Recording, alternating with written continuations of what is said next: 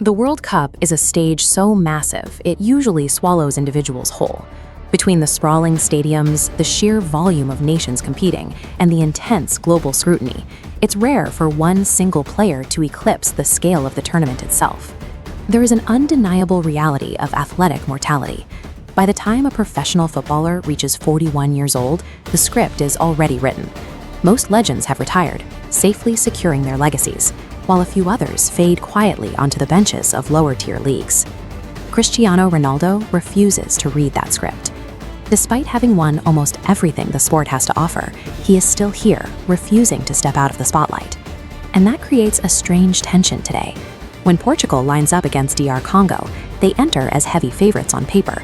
But the burning question for millions watching isn't really whether the Portuguese squad will win. The question is whether their captain can still score. Every time the ball approaches the box, you can feel it in the stands.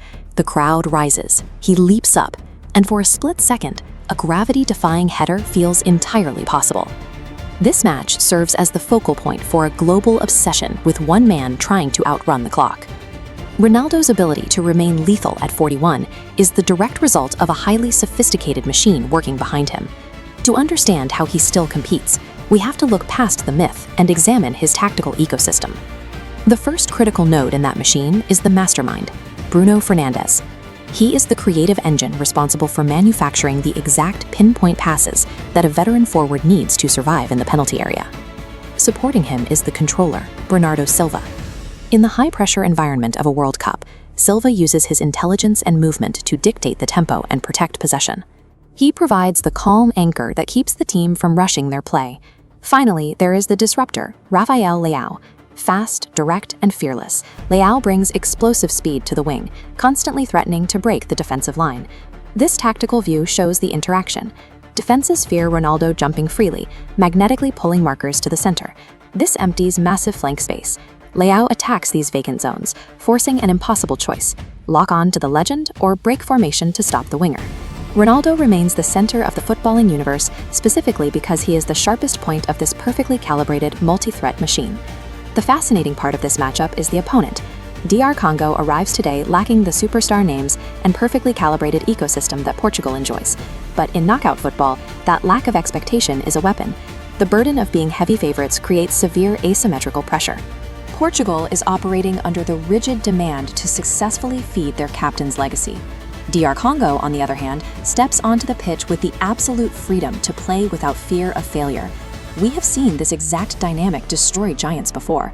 When a highly structured favorite runs into a team playing with absolute freedom, one early mistake can cause the entire system to freeze up. If Portugal doesn't establish control quickly, DR Congo's lack of pressure turns the very machine built to support Ronaldo into a fatal psychological vulnerability. Looking at how these two sides match up, Portugal's advantages in possession and overall squad depth should ultimately dictate the flow of the game. The Portuguese midfield is simply too strong. I predict a dominant 3-0 victory for Portugal, driven largely by their ability to control the tempo through the center. If the Portuguese ecosystem functions as designed, the sheer volume of high-quality chances makes it difficult for any defense to keep Ronaldo quiet for 90 minutes. When that ball finally drops into the box and he finds the back of the net, the resulting roar from the crowd illustrates the massive stakes of a World Cup moment. Global audiences are watching to see if a perfectly engineered footballing machine can manufacture one last defiance of time for its greatest icon. So what do you think? Will Cristiano Ronaldo find his way onto the score sheet today? And how many goals will Portugal actually rack up against DR Congo? Drop your predictions in the comments before kickoff, and let's see who gets it right.